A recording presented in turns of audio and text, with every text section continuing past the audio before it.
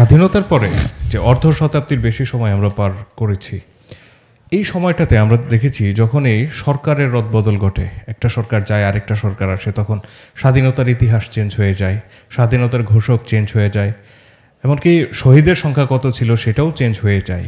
এরকম স্বাধীনতা যুদ্ধকে কেন্দ্র করে বা এই জাতির মুক্তির ইতিহাসকে কেন্দ্র করে বহু ধরনের কনফিউশন প্রজন্ম থেকে প্রজন্মের মধ্যে ঢুকিয়ে দেওয়া হয় বা প্রবেশ করে। এই যে কনফিউশনটা নিয়ে এক একটা প্রজন্ম এক একটা ইতিহাস নিয়ে বা নতুন করে ইতিহাস নিয়ে বেড়ে উঠেছে, এই কনফিউশনটা আসলে আমাদের জন্য কতটুকু স্বস্তিদায়ক?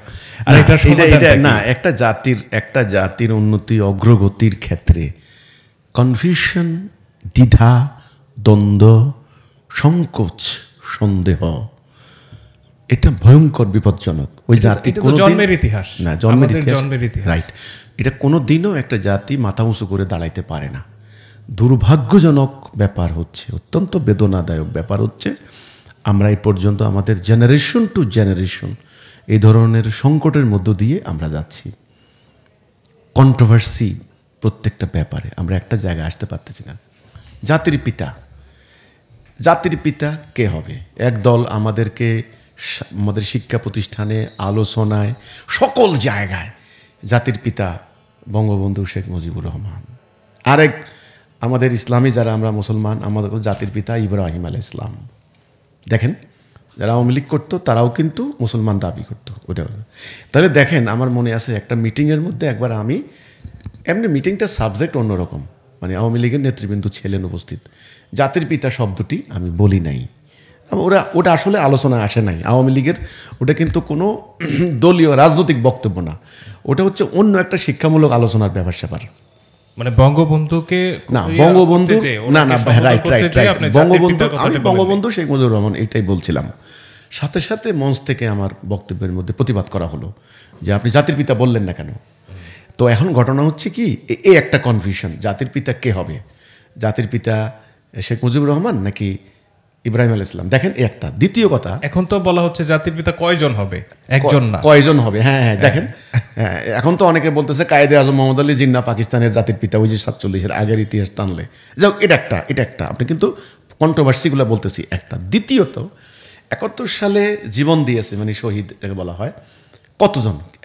বলতেছেন 30 লাখ। আমরা 30 লক্ষ শুনে শুনে বই পুস্তকে আমরা পড়েছি। ইদানিং শুরু হয়েছে না, এটা 3 লাখ। এখন তর্ক হচ্ছে 30 লাখ না 3 লাখ। একদল 30 লাখ, একদল 3 লাখ, দুইটা। তৃতীয়ত আসেন, স্বাধীনতার ঘোষককে আপনার বইয়ের মধ্যে পরিষ্কার করে গত 15 বছরের টার্মের মধ্যে এমনভাবে লেখাটা লেখা হয়েছে যে শেখ মুজিবুর রহমান বঙ্গবন্ধু স্বাধীনতার ঘোষণা দেন। ঠিক এখন সংশোধনী করে এই বছর থেকে হবে শহীদ মেজর জিয়াউর রহমান, তিনি স্বাধীনতার ঘোষণা দেন। তাহলে স্বাধীনতার ঘোষক কে? শেখ মুজিবুর রহমান না জিয়াউর রহমান? এই একটা কনফিউশন। দেখেন, আচ্ছা, শহীদ কারা? 71-এ যারা শহীদ, না 24-এর গণ-অভ্যুত্থানে স্টুডেন্ট নেতা যারা, তারা শহীদ কারা আসলে? হ্যাঁ, শহীদের সংজ্ঞা কি?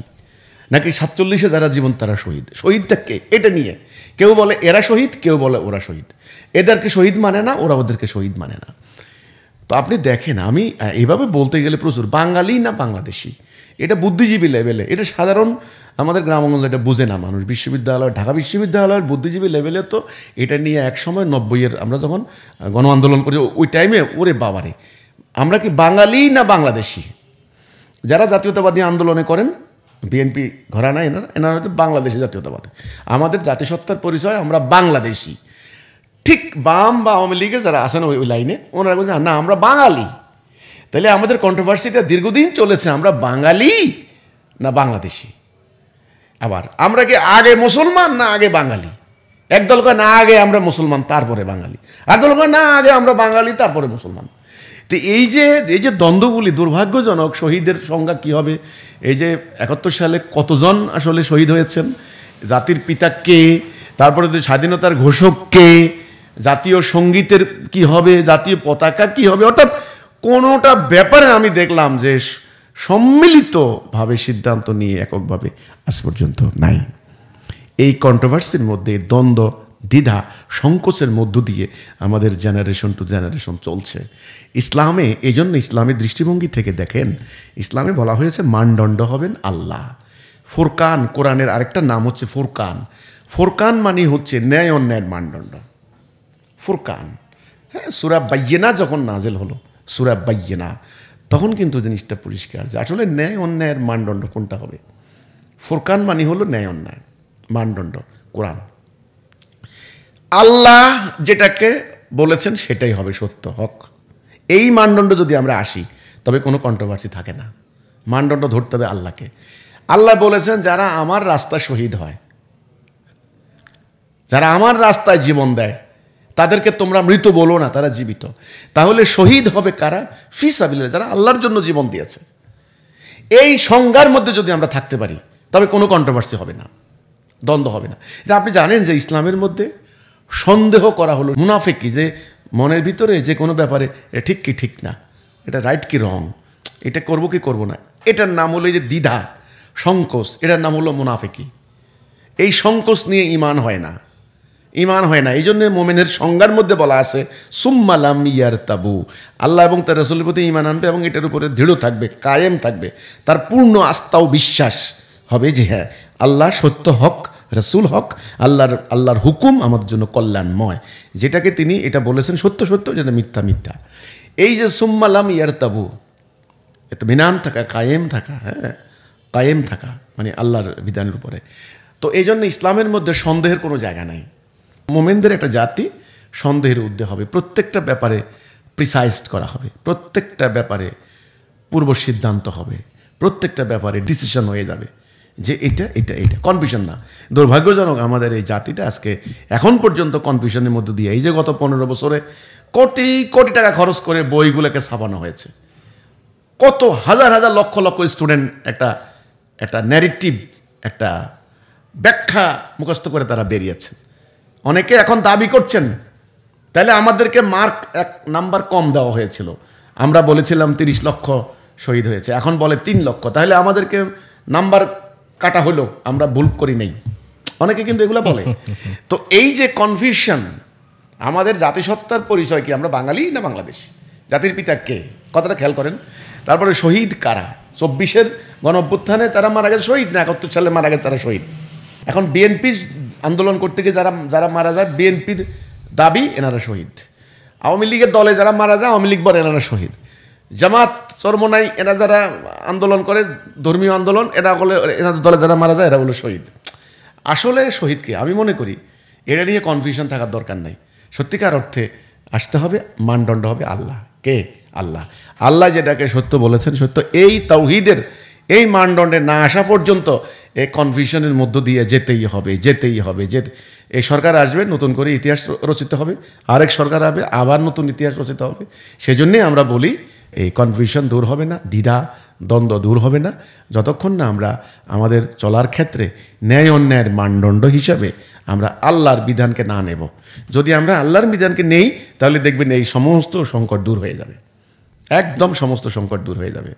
এখন একদল বলতেছে পাকিস্তান আমাদের চিরশত্রু, আরেক দল বলতেছে না ইন্ডিয়া হচ্ছে আমাদের চিরশত্রু। আসলে শত্রুটা কে? আপনি কোরআনে আসেন, ইসলামে আসেন, ইসলামে আল্লাহ যাকে শত্রু বলেছেন আপনি সেটাকে শত্রু বলেন। এখানে দল হবে দুইটা, মোমেন কাফের। যারা সত্যের বিরোধিতা করে, যারা আল্লাহর হুকুমের বিরোধিতা করে, আল্লাহর হুকুম বাস্তবায়নের পথে অন্তরায় সৃষ্টি করে, তারা সবাই হলো মোমেনদের শত্রু, তাদের বিরুদ্ধে লড়াই হবে। এখন সেটা ইন্ডিয়া হোক আর পাকিস্তান হোক আর মিয়ানমার হোক। এখন দেখা যাচ্ছে 15-20 বছর পরম বন্ধু ইন্ডিয়া, এইভাবে প্রচারণা হয়েছে। আবার এখন শুরু হয়েছে চরম শত্রু ইন্ডিয়া। তো এই যে আজকে শত্রু মিত্রুর এই যে ফ্লাকচুয়েট করতেছে মানে সুইং করতেছে, একবার এদিকে একবার ওইদিকে। তো এই যে সকল ব্যাপারে আমাদের মধ্যে একটা কনফিউশন চলছে, একটা দ্বিধা, একটা দ্বন্দ্ব। এই দ্বিধা দ্বন্দ্ব দূর করার একটাই উপায়, সেটা হলো আল্লাহকে সর্বক্ষেত্রে আমরা যদি মানদণ্ড হিসাবে নেই তবে আমাদের দ্বিধা দূর হবে, এর আগে দ্বিধা দূর হবে না। এই হচ্ছে কথাটা। জি, এটা অত্যন্ত দুঃখজনক যে আজ পর্যন্ত কোনো একটা ব্যাপারে আমরা ঐক্যমত্যে আসতে পারলাম না, যে এটা হলো আমাদের সকলের সম্মিলিত সিদ্ধান্ত, এনাকে আমি সম্মান দেব, এনাকে আমি শ্রদ্ধা করব। গতকালকে যার মূর্তির সামনে প্রণাম করে ফুলের মালা দিচ্ছে, আজকে তাকে সেই মূর্তির উপরে বসে, মাথার উপরে বসে পেশাব করতেছে। তাইলে নতুন জেনারেশনগুলি কি শিখতেছে আসলে? কে আইডল এখানে? কি আইডিওলজি? রাষ্ট্রেরও তো একটা আদর্শ থাকে, আইডিওলজি থাকে। হ্যাঁ, রাষ্ট্রের জনগণের একটা আইডল থাকে। কেউই নেই। গতকালকে যাকে পূজা করে আজকে তার মাথায় বসে পেশাব করে, ব্যাপারটা কিন্তু এরকম। তো সেই জন্য আমার কথা হচ্ছে এটা দুঃখজনক, দুর্ভাগ্যজনক। আমি মনে করি এটা সমাধানের পথ একটা, সেটা হলো লা ইলাহা ইল্লাল্লাহ। মানদণ্ড হবেন আল্লাহ। তিনি যেটা সত্য বলেছেন সত্য, তিনি যেটা মিথ্যা বলেছেন ওটা মিথ্যা, কথা শেষ। এই মানদণ্ডে যদি না আসি এই বিতর্ক দূর হবে না।